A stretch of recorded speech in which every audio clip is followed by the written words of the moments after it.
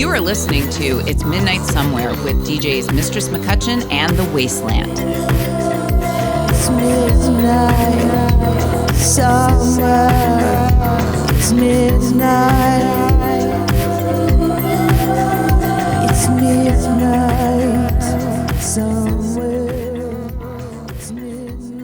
Hi, this is Mistress McCutcheon, and of course, I am with The Wasteland, and today we're going to be chatting with our friend Kevin Matthews, who's joining us via Zencastr through the miracles of technology from London, England. Kevin Matthews is a musician as well as a label owner of the boutique label Transmissions. Welcome, Kevin. Hey, how you doing? Good afternoon. So, to kick off, I wanted to give our listeners a little bit of background because when I had first met you, it was when you were here playing with Sex Gang Children in 2013, and we've kept in touch since, and you've been involved in all sorts of different musical projects. If I'm remembering correctly, Rude Mechanicals and the Unstoppable Achievers. Can you talk a little bit about musically what you've been up to these days? Wow, 7 years. Was it really 2013? Yes. Oh my gosh, I've got the cabaret poster on my wall. I was just looking at it from where I'm sat because my eyesight is failing. I can't quite see the date. Wow. Yeah, I know. Joys of getting old, isn't it? Right. Well, fortunately, just before lockdown, I had actually spent quite a bit of time with Andy, which was nice.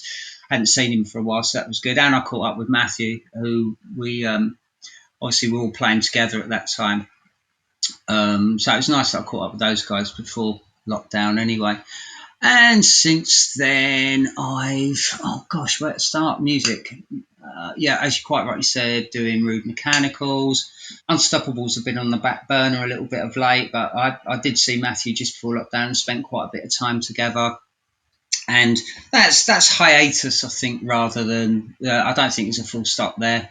And there's new material in the offing. In fact, Matthew published a new song quite recently. Doing a band called Spew, which is kind of punk funk kind of thing. I was asked to join both bands at about the same time. 2 or 3 years ago, I'd seen both bands and was really into both bands actually. And initially, particularly with Rude Mechanicals, I declined because the drummer that I'd seen with them was just so awesome. I just thought I couldn't really cover it, to be quite honest. Which is a guy called Jonas out of Tiger Lilies, and after a bit of badgering and I decided to give it a go, and that's sort of history, as they say.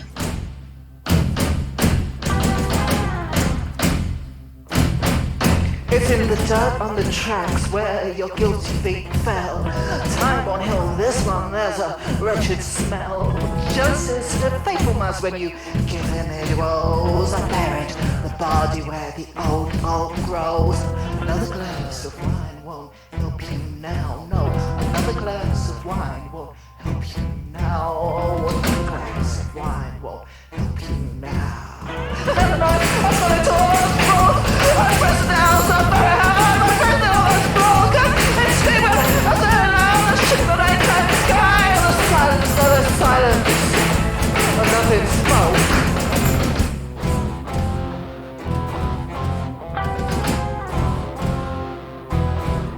Blood on your fingernails and smothering your brain. There's a shrieking of love that's driving you insane. The bones are dancing underneath your skull, and you're falling bottomless hole.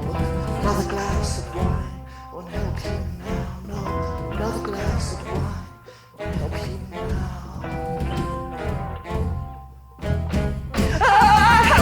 I put it all through. I pressed it down so very hard, my wrist and all was broke. I screamed it all of a sudden, I hope the nighttime sky.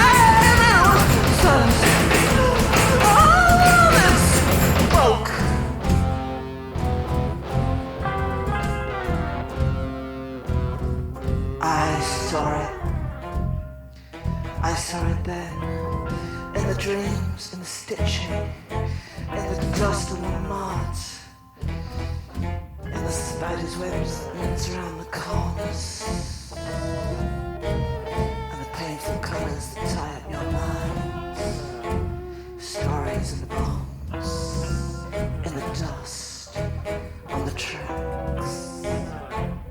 guilty feet fell.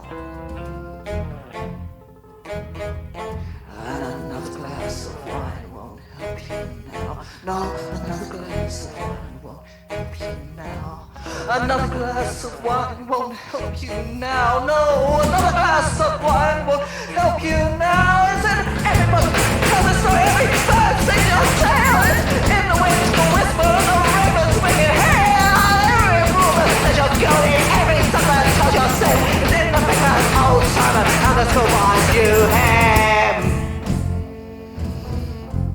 Another glass of wine won't help you now. No, another glass of wine won't help you now. Another glass of wine won't help you now. No, another glass of wine can't help you.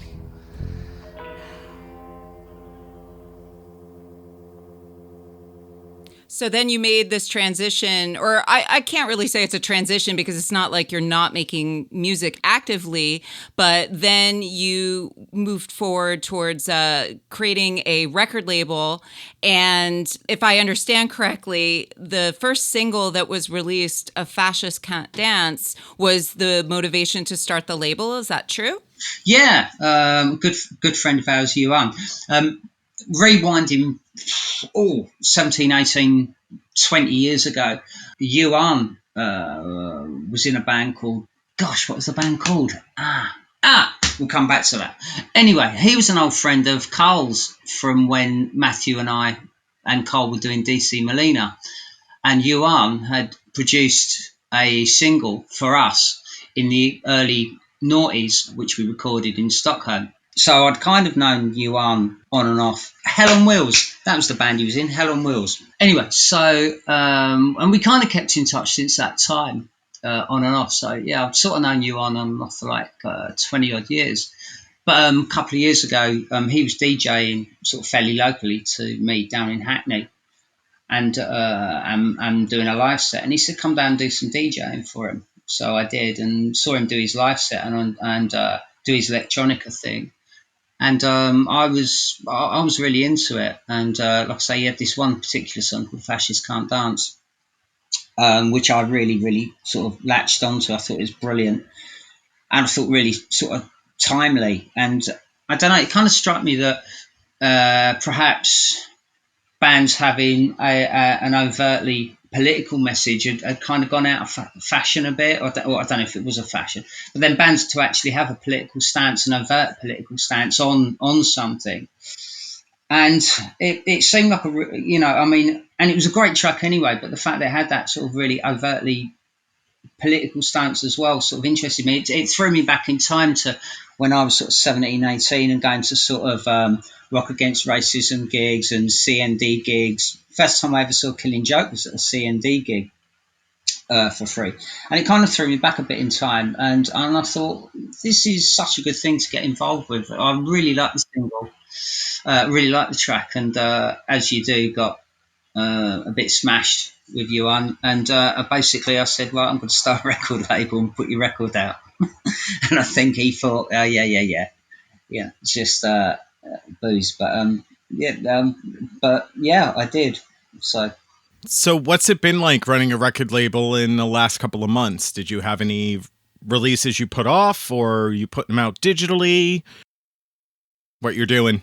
Well, I mean, really usefully, we put a single out literally within days of lockdown. We did the Kimura Obscura single, and we managed to do the Birmingham release party, and which was cool. Kimura had got herself onto a tour, quite a big tour and stuff, and that got cancelled. We got the London launch party for the single got cancelled, so it's really bad timing. I mean, so we got lots of physical products sort of knocking around. We sold a few copies through the show in Birmingham, and we sold a few copies via Rough Trade. But it wasn't everything that we'd wanted it to be. But really, the whole thing about doing transmission was about doing physical products. It was about, there's nothing wrong with doing Bandcamp stuff and digital releases. But again, I'm enamoured with physical release, and particularly records. I grew up with records, and again, just that thing about giving bands and people the opportunity to actually make a record, because it's quite expensive to make a record, but that was the aim, really, to be a record label in the real old sense of the word. Again, like I said, I've got nothing against digital releases or CDs or anything like that, but really it was specifically to be a record label. So I've not really addressed where we are at the moment. I mean, effectively, I'm not really, or we're not really sort of active, if you like, in that sense. I mean, I know both Johan and Camille have been doing sort of online gigs and things like that, and I've had some nice contacts. I had a really nice guy from Italy contact me recently who was very enamoured with the Johan. He goes under the name AM. But he was very into that, so I got a record sent out to him in Italy and stuff. So it's nice. I've got it's nice when people contact you in that sort of direct way and sort of say they really like a record, because again it reminds me of being when I was sort of 14 and 15, and just that getting close to the people you like or the records that you like was was really nice. Yeah. And funny enough, I had dialogue recently with an old friend of mine called Michael, who's similar age to me, and we were talking about the Specials. And I bunked off school when Specials and Selector were touring together to go to a signing in South London. And it was total chaos and mayhem, and the window got put in at this record shop, and it was absolute chaos. But to this day, I've still got a record bag that was signed by most of the Specials and Selector, and a newspaper clipping from the local rag, because I am a sad fanboy, much like Justin. But it's good, to get up and close. It's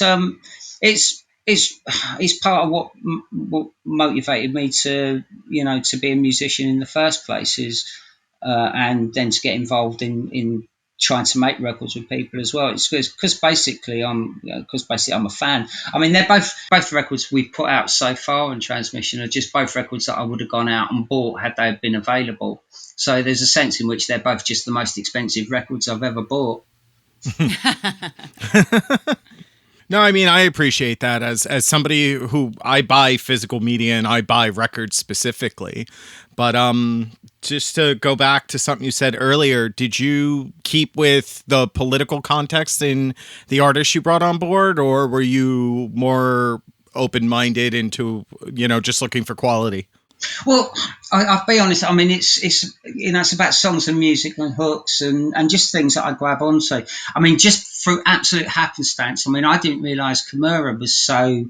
I mean, she's perhaps more overtly political in a broader sense than perhaps Johan is. I didn't realise, the first band she'd been at the very forefront of like a sort of feminism, sort of a feminist punk movement in Japan in late 70s and early 80s, and she was in a very sort of militant band, which was one of the first things she did as a young girl, obviously before she was in Frank Chickens. And so in that sense, I think as in somebody that, and again, if you look at her personal posts on her Facebook page and things like that, she has great concern for the political scene in Japan and the environment, and she's perhaps in perhaps posts in a more sort of regular and overt manner. I think she's a lot more sort of political, if you like, than me. I was thinking about my politics earlier, and I suppose I was listening to Aladdin Sane earlier today, and I was thinking about Bowie and how he never really got involved or drawn into politics. He was always very coy about speaking about politics, and if he was interviewed, he didn't tend to, not to my knowledge, make much comment about sort of overtly political things. And I suppose I don't really either. I mean, what I do know at my age is whoever's in power, I seem to pay the same tax. Like, so I'll get given a penny on this and a penny gets taken off of that. In the broadest sense, not a lot changes. But I suppose, and again, I was thinking about sort of the Labour Party and how they've become a party of the middle now, I suppose. And I think I think it'd be good. Somebody needs to reclaim the left, because I suppose, broadly speaking, I would describe myself as of left of centre politically, if you like, in the broadest sense. And we haven't really got a party, I suppose, over anyone that really fulfils that. I mean, for my money, I think the Labour Party should go and reclaim the left, but they seem to be drifting more and more to the centre, if not slightly to the right. So I don't know. Anyway, so I just buy Pretty Pink records. No, but that's a really good point to make, in that, yeah, the left, or what was the left, I mean, it's the same story in the US, where the Democrats are really closer to the center, if not slightly over to the right, that something dramatic has to really happen nowadays. And it's proving even more and more that we're dealing with this lockdown, and all the things that we need to be fixing should be attended to. A lot of the things that people were claiming, the socialists, it's communism or what, but these are still things that we need. Universal basic income is something that should be instituted. No, absolutely. Stuff like that. Well, I mean, I think the politics of the left is the politics of the humane. Surely, it's the politics of being human. It's about looking after the weakest members of our society. That's the point. As a society that I hoped. I mean, say when I was a kid, again, I was enthralled with Star Trek. I mean, I wouldn't describe myself as a Trekkie, but in the broadest sense, I like sci-fi. But the thing I liked about sci-fi that I found exciting was something about Star Trek, where nobody really had a job, but everybody just worked for the greater good, whether it be in science or whatever part of. Not everybody could be space travelers, but on the occasions when they went back to Earth, it seemed to be quite a sort of utopian existence where nobody really got paid anything, but everybody had a good standard of living and just did their part within society. And maybe is that communist, I suppose. It seems quite good though. Like nobody actually gets paid, or rather, no, you do things that you want to do, but then your contribution is that's what you do, and what you get back is somewhere to live and a decent standard of living, whether you're a doctor or a dustman or do you know what I mean? Yeah. Or what have you, yeah.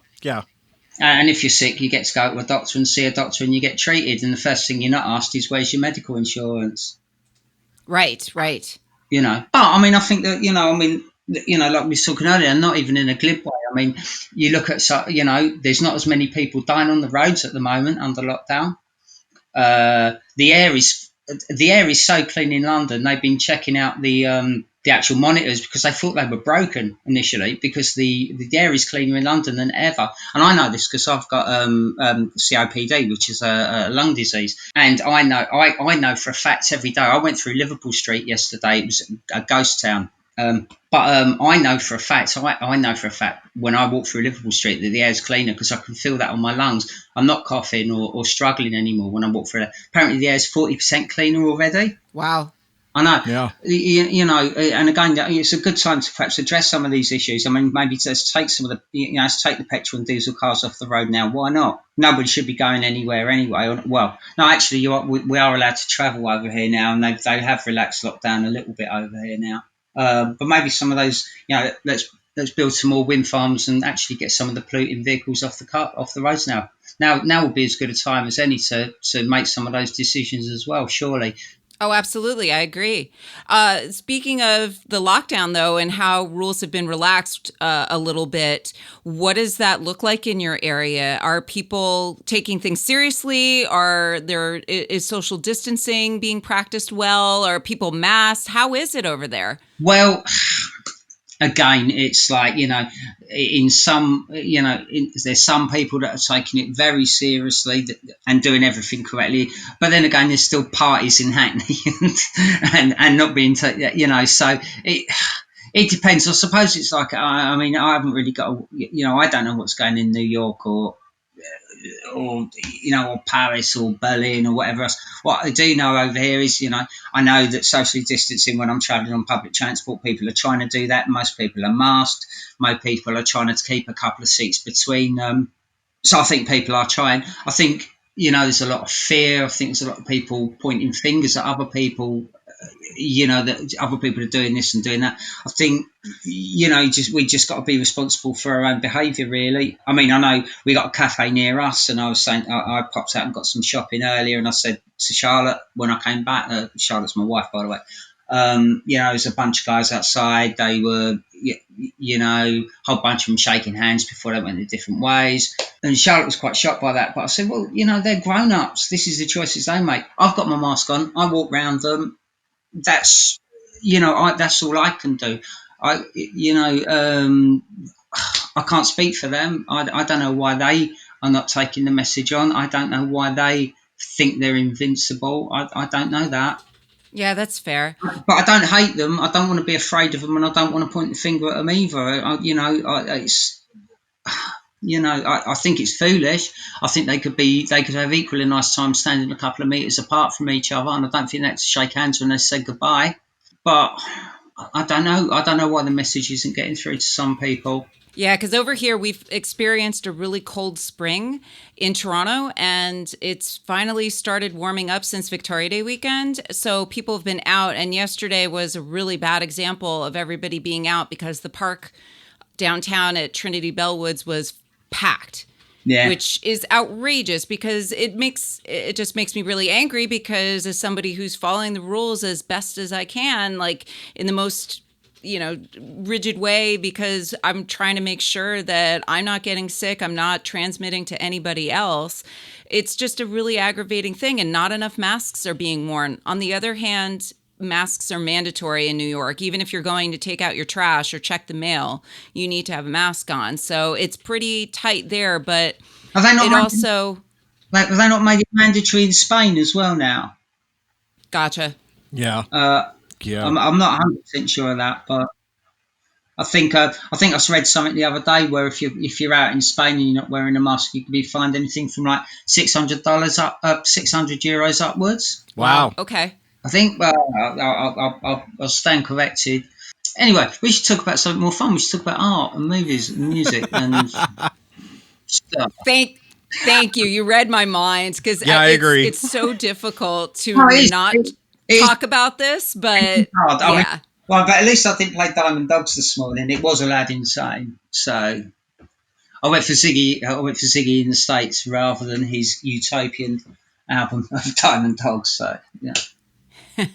Yeah, let's talk about music. Let's talk about art. What have you been listening to? Well, other than Walt Disco, obviously. Oh, I've been super hooked on Walt Disco since you introduced that. Thank you. I've been following them on social media as well because they're making videos, and they released a new single called Cut Your Hair. That's right, And they're a ton of fun. Again, it's that super like androgynous glam sort of post-punk thing going on, which is really brilliant. The other thing I got super excited about is Carpenter Brut did a score to a film called Blood Machines, which apparently it's super sci-fi, super retro styled. There's a ton of arpeggio going on. So when you watch it, it's just this all-encompassing experience of like 1984 in my mind. Apparently the film is a sequel to a music video of theirs, and this is just a further extension of it, which it's really, really interesting, and it makes me want to fall down the Carpenter Brut rabbit hole. But otherwise, we've had World Goth Day pass, and there have been a ton of music streams, and I've been really interested in hearing what other people are spinning, and it's been a really cool opportunity to go to different quote unquote events online and see what are people spinning in Germany, what are people spinning in England, what are people spinning in Brooklyn or Chicago or in LA. So there's been a lot of variety as far as like, oh, that's cool, I haven't heard this song in a really long time, or having a moment where I need to Shazam something because I'm like, what is this? This is fantastic. Yeah. So there's been a lot. Yeah, Jay, what are you into right now? I think mostly this past week I spent a lot of time listening to a lot of Randolph and Mortimer, which are actually from Sheffield. which is closer Oh, to wow, okay. Kevin's area of the world. Yeah. They released a 4-part series called Union of the Faithful. They worked with other artists, and the first 4 weeks, it was all benefiting donation to Disability of Sheffield. Okay. Who are they hooked up with in Sheffield? You say they're working with other people in sort of Sheffield in that musical community. Do you know who else they're working with? They're working with any people like Moon Landings or Working Men's Club or people like that? Well, the people they were working with, it's more electronic leaning. The people they were working with, I don't know where they're based, but the 4 artists were Mila Steiner, Vittorio Demango. Yeah. Good luck with that one. Okay, yeah. Rouge and Duelist. No, I think it's pretty tight community. I think when Fat White Family and the wheels fell off for them down here, they went up there and spent quite a bit of time when you know I don't know that much about their sort of personal issues and stuff, but I think there were quite a few, and they sort of decamped to Sheffield to sort of get off certain substances and get some work done, and that I think they made some fairly good contacts up in Sheffield. But and I'm guessing that's where a girl from Moon Landings ended up working with Working Men's Club. So, but it's fairly cool up there, sort of musically. There seems to be a lot of good stuff coming out of Sheffield at the moment. Really looking forward to the Working Men's Club album that's been put back because of lockdown. But I was really, really looking forward to catching them and getting the album. But I think it's put back to autumn now. Yeah. And again, going back to buying records, because it's funny, there are a couple of record stores that have been open.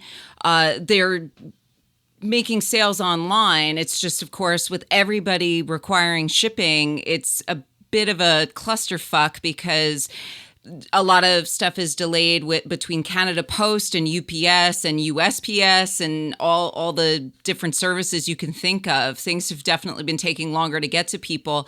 But there's something so delicious about buying vinyl, because having that piece of art in your hand, and a lot of people are doing a lot of really beautiful things as far as offering, like, oh, well, we've got different colors of vinyl depending on, you know, which version you want, or if they're doing a marble effect or a splatter effect, and then having that full-size print of artwork on the cover and on the sleeves and all these other things.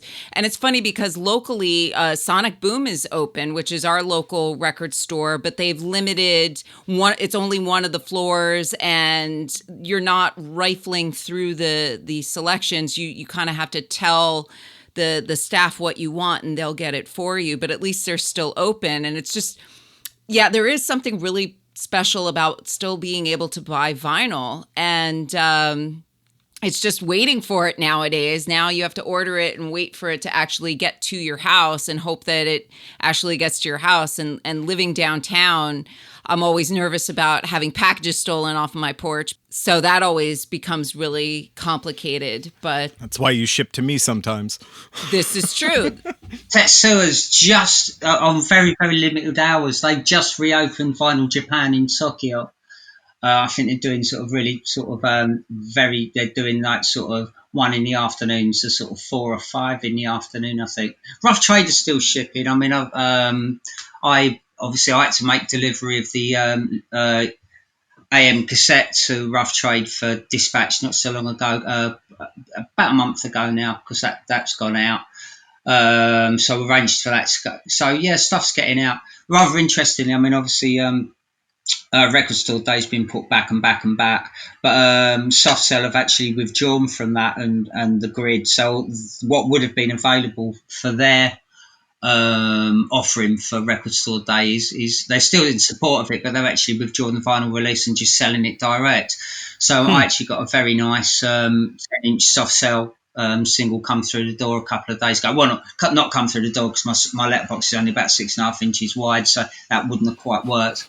But and that arrived intact, and it's really nice. They stuck a few other bits and pieces in with the record as well. They popped in a nice flyer from their big show from the O2 from a year or two back, and they popped a Soft Cell beer mat in there and stuff. So yeah, it was quite nice. So, but yeah, it's nice to get your vinyl fix. Absolutely. Because you brought up Rough Trade because you have that connection with Rough Trade and the label. How many releases does Transmission currently have? All right. Well, we've done. I've done the AM single, which was the first release of 7-inch, Fascists Can't Dance. Then we did Trans Zero 2, which is the Camera Obscura single Nina Bargain, which is great. It's like, I think it's great. That's why I put it out. It's like Grace Jones meets Yoko Ono remixed by, I don't know, Moby or something. I don't know. It's just a great big old clash. It's awesome. It's so good. It sounds brilliant. It's really, really well mastered as well. So yeah, it was great. Then we did the cassette, which we did as Trans 13 because we thought lucky for some. But also the catalogue number 13, when Tony Wilson was giving out numbers, 13 was the number for factory for Transmission by Joy Division. So I kind of thought, yeah, we'll have 13 for the cassette. And, I wasn't quite sure how well a cassette would do, but we sold out on pre-sale. I mean, to be fair, it wasn't the biggest run of all time, but we sold out on pre-sale, so I was well pleased with that. And then we actually did Trans 50 as well, but that was Ewan's birthday party for his 50th in Stockholm last year. So we actually gave that a catalogue number as well. But that's it at the moment. There is a 12-inch recorded for AM, which is in the can, but we can't really get it out at the moment. There's other things I was talking about doing. I had a whole bunch of people up for doing a Joe Meek tribute album. A lot of East London artists and acts who were up for doing stuff. There's a band called Cowboy Flying Saucer that I'd love to put a single out for. They got a couple of quite new things that have just gone up onto various platforms. I mean, you can check the videos out on YouTube. I'd love to put a single out for them at some point. I've got a real penchant for Stanley Bad at the moment, who has this very quirky English sort of, Dylan's just a great musician who never remembers how any of his songs go, and he's very, very quirkily English and writes songs about fish and Aspidella and places, and just bonkers, but brilliant as well. I'd like to do something with him at some point. I've been speaking to a guy called Ed, who does a band called Extractophan, who I absolutely adore. He did a live cast recently, an hour of uninterrupted ad hoc sort of music that he did that was amazing, brilliant. So there's loads of people dotted about that I'd love to do stuff with. Of course, got the time, but I've got nobody to sell records to, and haven't got the money because we haven't sold enough of the last single yet to do the next one. So, do you have a web shop that people could purchase from, or are you doing shipping, or? Jay, this is me you're talking to. I'm the worst businessman in the world. No, I mean, obviously I've got the old Facebook page and stuff. I keep saying, I really need a digital shop. I really need a shop, really. We put little ads up. Basically people just want to message me or which is how most people find me. They'll find us, just send a message to Transmission Facebook page. I can sort something out quite quickly. We've been talking for a little bit. We should drop a track in here. Kevin, what would you pick to drop in here? I would love to play a track by another guy who was up for doing the Joe Meek tribute album. Was a guy called Phil MFU, Man from Uranus. Now he's been doing stuff as part of Vanishing Twin, which I think was one of the top 20 Rough Trade albums of last year. But he's just done a series of tracks which are sort of pretty out there, but quite sort of Joe Meekish as well. So I actually got a link I can send to you later of a track by Phil that would be perfect right now.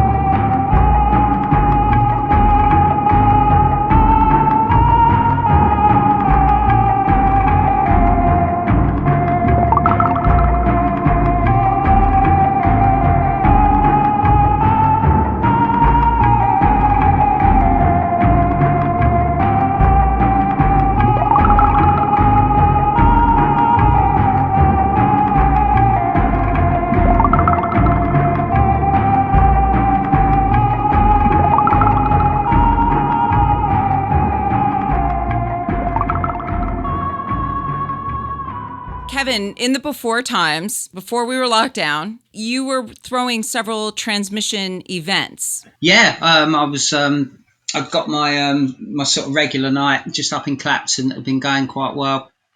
Trying to build that up. Yeah, doing sort of DJ stuff and that. But again, that's obviously ground to a bit of a halt of late.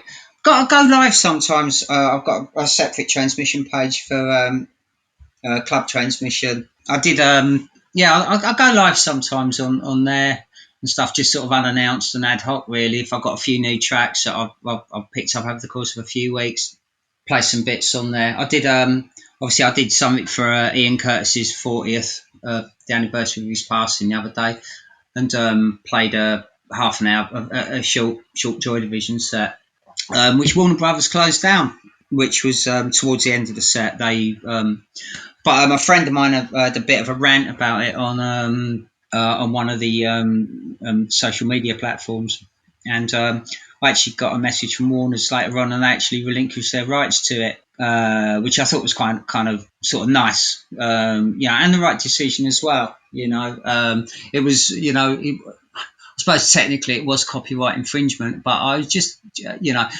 suppose if I need to broadcast from my house, I need a PRS license, I guess.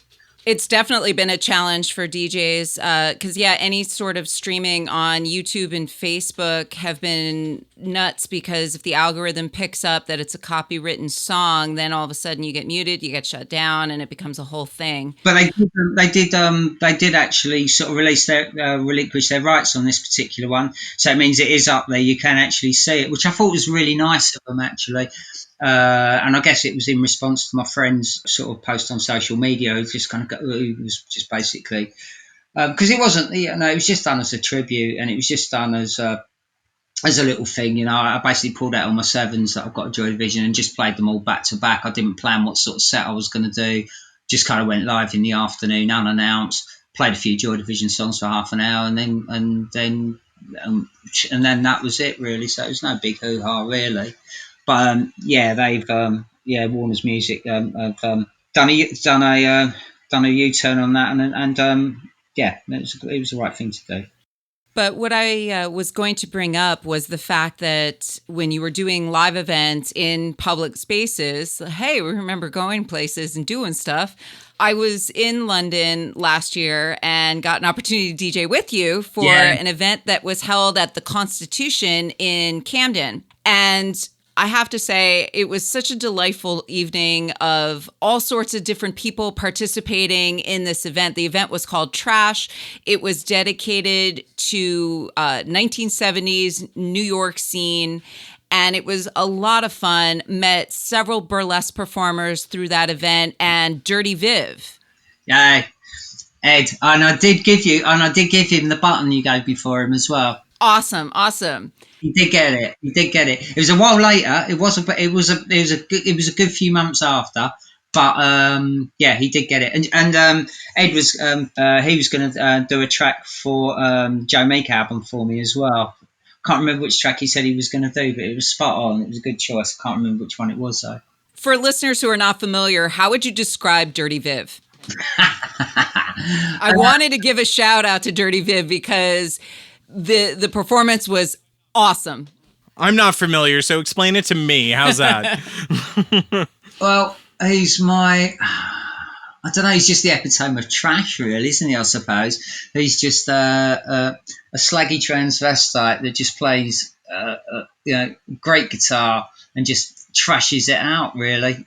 He's in very much, to my mind, the vein of something like New York Dolls or maybe a touch of the Stooges, but it's all done in a very, it's a little bit tongue in cheek, but he's serious with the music he does as well. But it's just his own thing. It's just like, and he very obviously could not care less if you like him or not.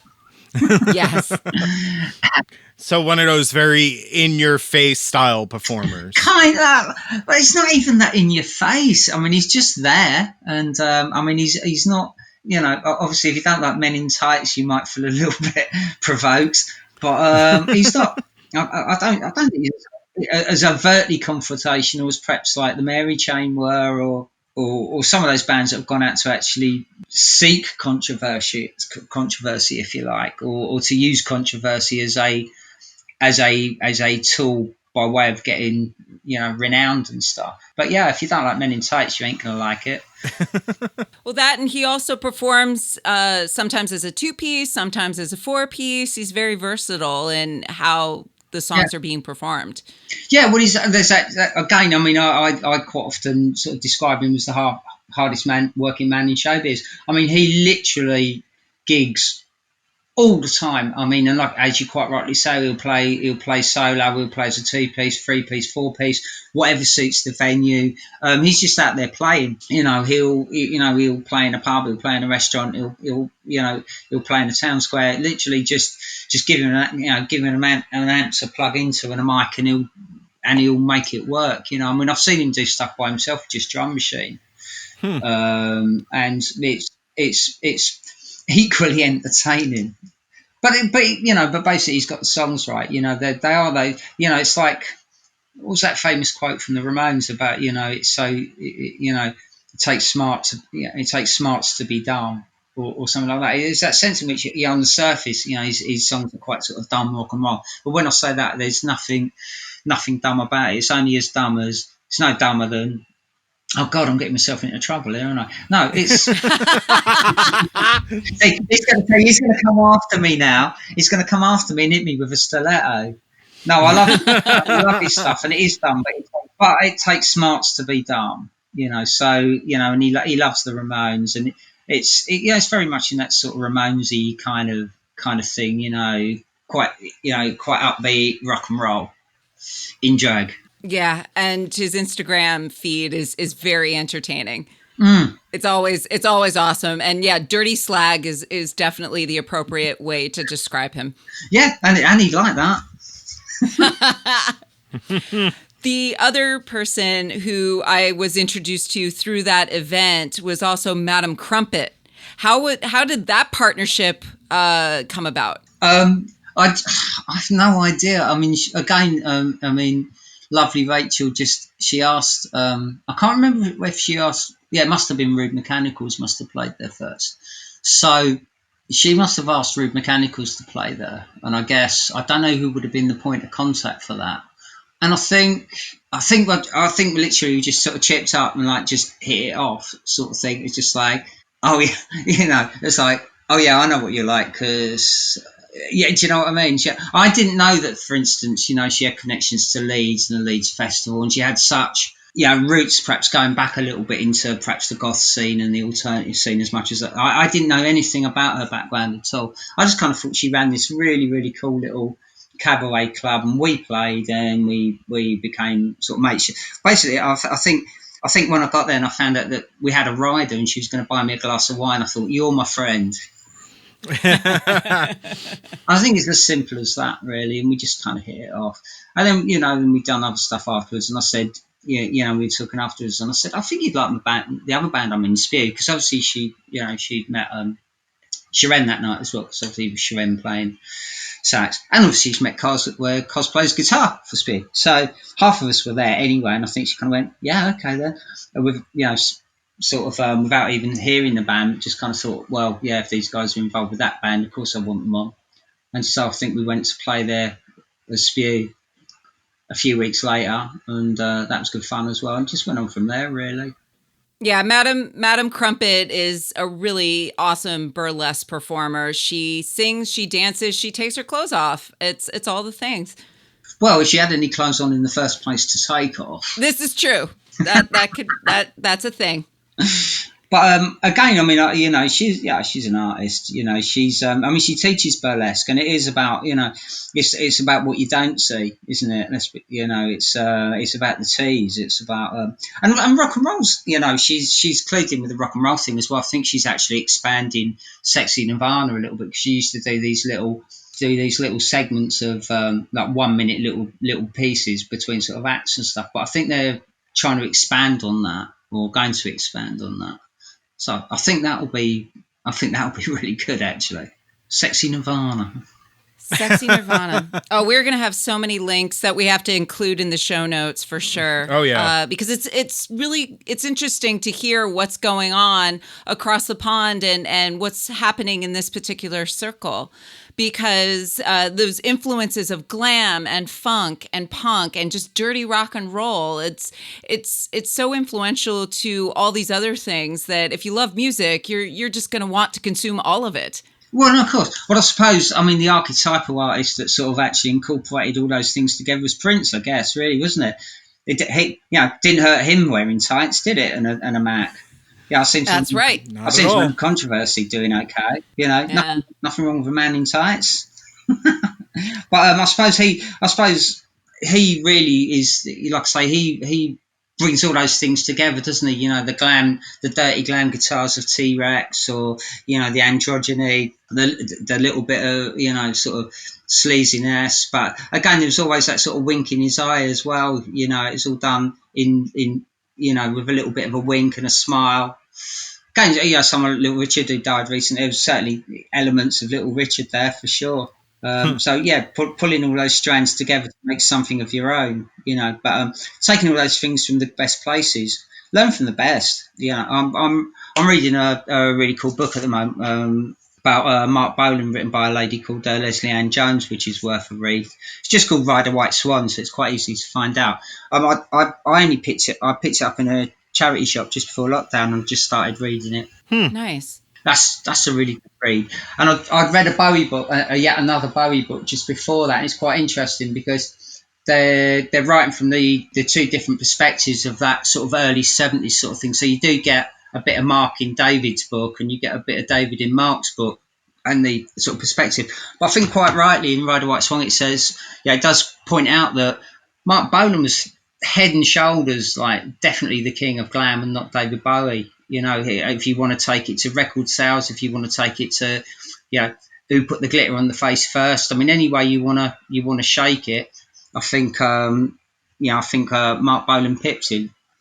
But and again, Mark was brought up from just around the corner from where I live as well. So oh wow. Oh wow! So there's that, which is quite nice as well. In fact, he went to school literally in spitting distance. Not that you can do that at the moment.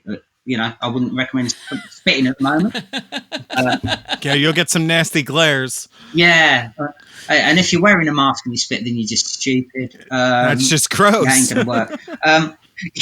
Yeah. It's like take you. Oh man. Anyway, he went to school literally across the road from where I had my regular DJ set up in Clapton, which Steph New Inton, darling. It's Clapton, really.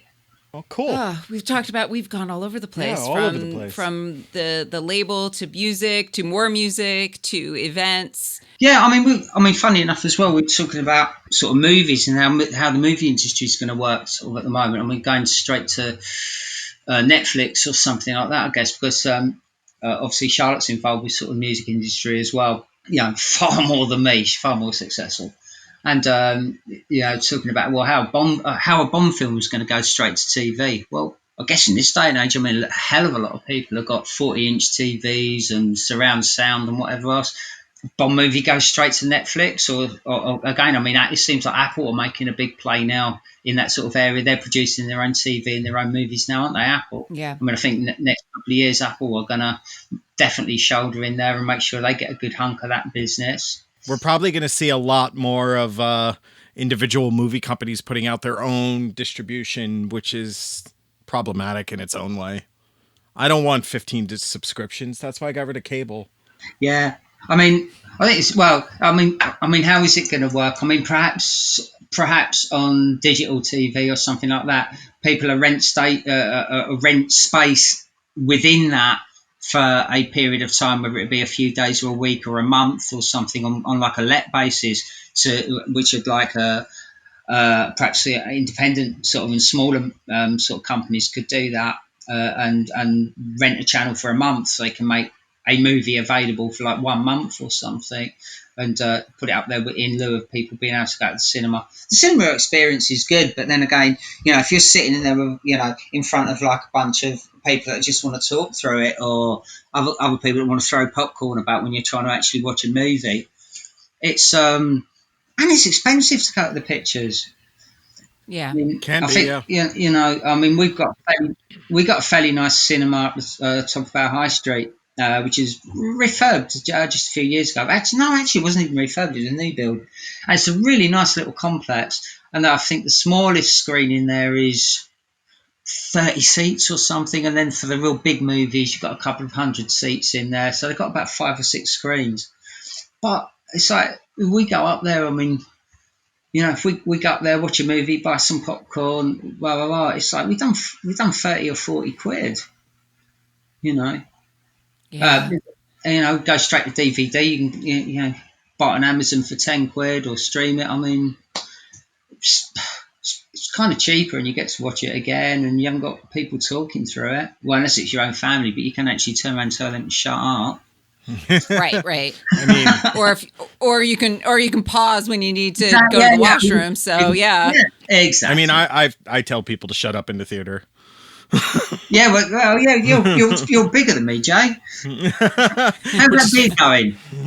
I had to shave it down. No. I'm going back to work, and that requires a mask. And if I'm gonna wear it's hair, it'll grow back. I'm hearing you. Yeah. Yeah, you got to get a good seal on that mask, mate. Yeah, exactly. Oh, I thought it was suited. It was, I got compliments on it. I thought you were looking kind of hunky, mate. Yeah. Oh, mate, seriously. Honestly, it's really funny what facial hair can do for you. I did I did Movember last year. So I grew a moustache. It's for like predominantly raising money for sort of men's health issues, mental health, prostate cancer, those kind of things. I hated it. Charlotte wasn't that keen either, and it wasn't the best motor you've ever seen ever. But as this girl of a similar girl, a woman of similar age to myself and Charlotte and stuff, lives a few doors up, and she was just so excited that I was growing this moustache, like to the point, she gushed about how good this moustache looked to me, and I was quite embarrassed to the point of embarrassment almost. I was just like, or are you just taking the piss here? I actually started mine for Movember as well. Wow, you did well. I started mine for Movember probably about 6 years ago, and then when I got to the other side of the winter, when it warmed up, I'm like, man, I'm sweating like crazy, and I shaved it off. And my ex looked at me and said, "Oh, it's your face. It looks weird." And that was it. I just grew it back. Hello. I remember Kevin had a disclaimer that, yes, this was a mustache for Movember, and yes, that you were very aware that it was looking like a porn stash. So, Yeah. But it was coming off after Movember. So, Man, you know what? I was really good. Now, at the end of that week, a lot of it was coming up to the weekend. A lot of people that I was growing that tash with, they shaved them off on the Friday night for the weekend. Now we were going to Primal Scream on the Saturday, and I think the first of the next month was the Sunday. So I even kept mine on to going to see Primal Scream on the Saturday and didn't cut mine off to the Sunday. And you go, see, that's commitment. Yeah. yeah. Let's go back. We were talking about how movies are probably going to change on the other side of this. What else are you thinking about as far as what's going to change on the other side? Because I know Shopify, which has a base here in Toronto, they have determined that there will no longer be any Shopify offices. They're going to be working from home on a permanent basis, which there's some goods and bads on either side of that. What else are you thinking about as far as the changes that are going to be made moving forward? I have no idea how. This is a good time for reflection, isn't it? It's like, I mean, I think one of the nice things from this is when you say, well, can we work from home? That's good for obviously in the environment. We can take some stress off the environment if we don't have to travel to work 1 or 2 days a week. That's a good thing. I think that's something that should continue where at all possible.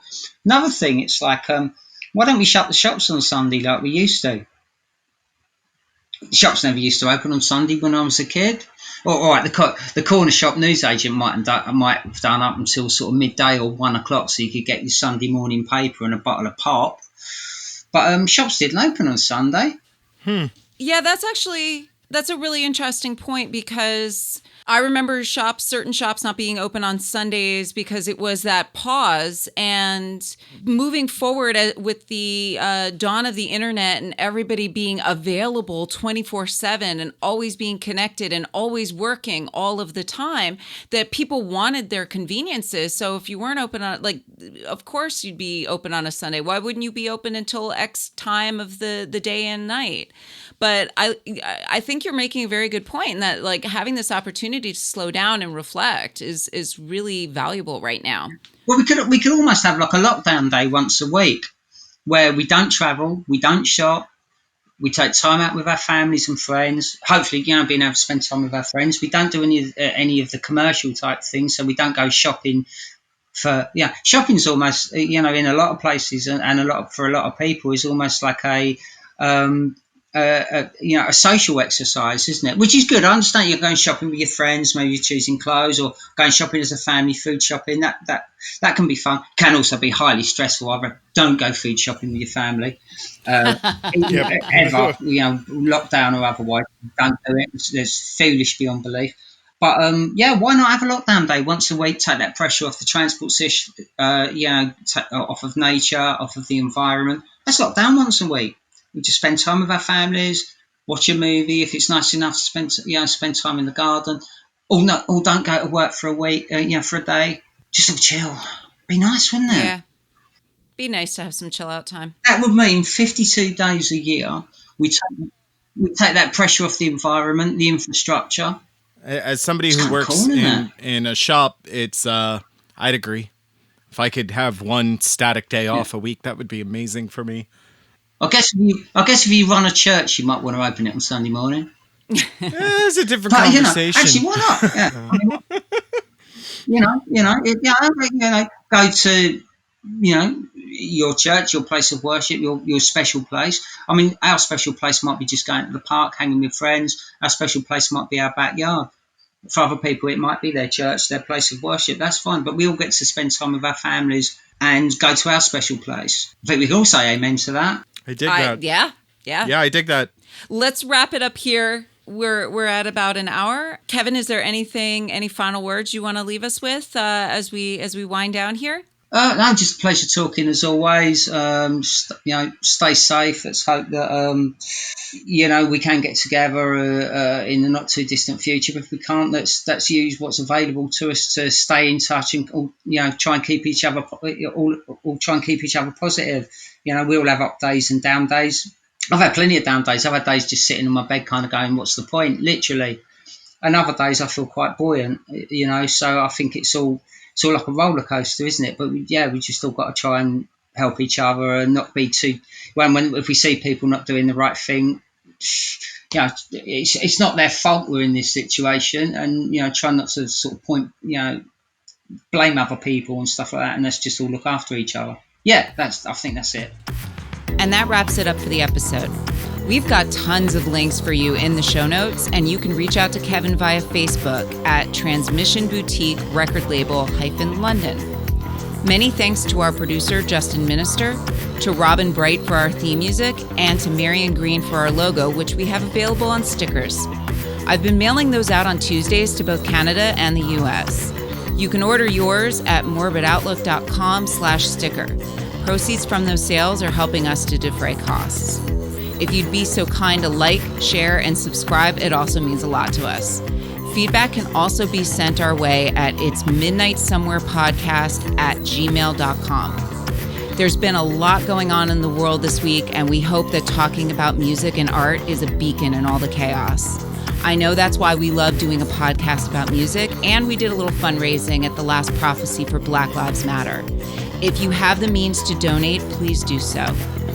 Until next time, it's always okay to punch a Nazi.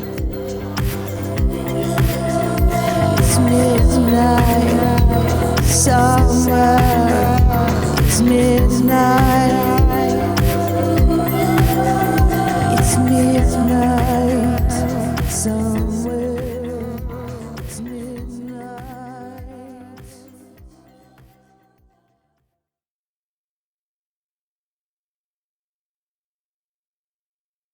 This podcast was almost called Coffin Talk because we're basic.